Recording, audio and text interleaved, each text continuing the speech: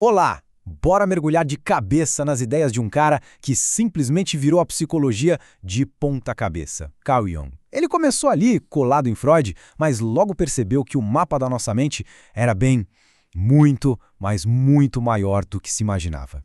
E a gente já começa com a pergunta que no fundo moveu todo o trabalho do Jung. Pensa bem, será que tudo que existe na nossa mente é só um baú de memórias pessoais?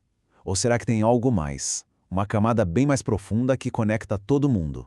Pois é, a psicologia que ele criou, a psicologia analítica, tem uma resposta incrível para isso.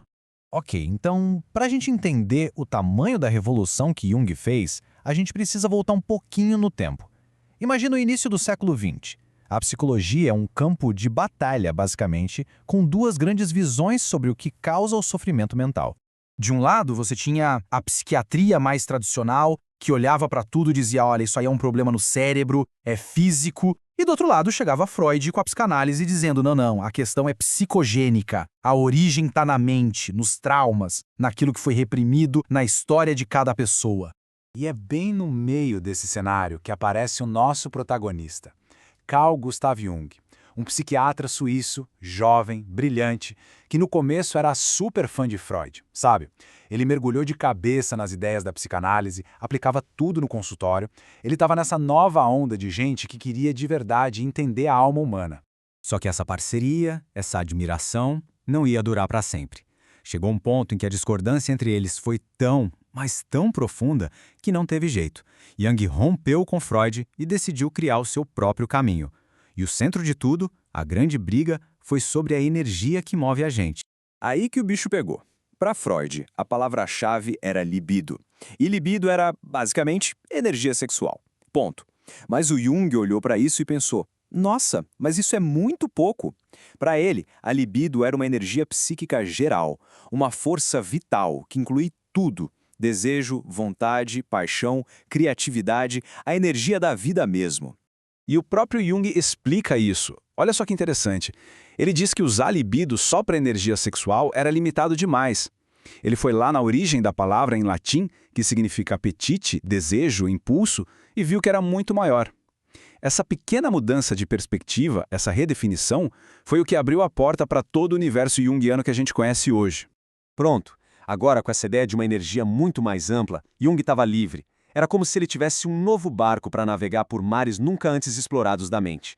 E ele começou a desenhar um mapa da psique que ia muito, mas muito além da história de vida de uma pessoa só.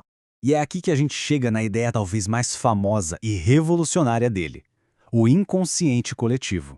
Pensa assim, Freud falou do inconsciente pessoal, certo? Aquele lugar onde a gente joga nossas memórias reprimidas. Jung disse, ok, isso existe, mas e se tiver uma camada ainda mais funda? Uma camada que não é nossa, individual, mas que a gente herda. Uma espécie de herança psicológica de toda a humanidade. Aquela velha imagem do iceberg é perfeita para entender isso. A pontinha de gelo fora d'água, aquilo que a gente vê, é a nossa consciência. Logo abaixo da linha d'água tem o nosso inconsciente pessoal. Mas a parte gigante, imensa, que está lá no fundo e que conecta todos os icebergs, essa é o inconsciente coletivo. Tá, legal. Inconsciente coletivo. Mas tem o que lá dentro? É um lugar vazio? De jeito nenhum. Segundo Jung, esse lugar é povoado por estruturas, padrões universais de comportamento, de imagens, de ideias. E ele deu um nome para isso: arquétipos. Vamos dar uma olhada em alguns dos mais importantes. O primeiro é a persona. O nome vem daquelas máscaras que os atores usavam no teatro antigo. E é exatamente isso, a nossa máscara social. É o nosso eu público, aquele personagem que a gente monta para se encaixar no mundo, para ser aceito. Para ficar bem claro, pensa na persona profissional, o jeito que a gente se porta no trabalho. Ou, o mais atual impossível, pensa no perfil que a gente monta nas redes sociais, todo curado, mostrando só o melhor ângulo. Isso é a persona em pura ação. Agora vamos para o oposto, a sombra. Esse aqui é um dos arquétipos mais fascinantes e mais difíceis de lidar. A sombra é, basicamente, o nosso lado B. É a nossa lixeira psíquica, onde a gente joga tudo aquilo que não quer admitir que tem, os instintos, as fraquezas, tudo que não combina com a nossa persona perfeita. Sabe aquela explosão de raiva por uma coisinha de nada? Ou aquela atitude que depois dá uma vergonha que a gente quer se esconder? Muitas vezes isso é a sombra dando uma escapadinha, sabe? Vindo à tona. E para Jung, olhar para essa sombra, reconhecer ela, é um passo gigante no caminho do autoconhecimento. Beleza, agora vamos mergulhar mais um pouco. Jung também falou da nossa face interna. Ele propôs que, dentro do nosso inconsciente, a gente carrega as qualidades do gênero oposto. No homem, essa energia feminina interna se chama ânima. E na mulher, essa energia masculina interna é o ânimos. E por que isso é tão importante? Simples. Relacionamentos. Sabe aquela paixão à primeira vista? Aquela atração magnética e meio inexplicável por alguém? Muitas vezes o que está acontecendo ali é a gente projetando a nossa própria ânima ou nosso ânimos naquela pessoa. Entender isso, nossa, muda tudo. O trabalho de Jung foi tão, mas tão impactante que não parou com ele. As ideias dele foram como sementes que germinaram em várias escolas diferentes de pensamento depois que ele se foi. Cada uma pegou uma parte do trabalho dele e desenvolveu, aprofundou e às vezes até criticou. Dá para dizer que surgiram 3 grandes linhas principais.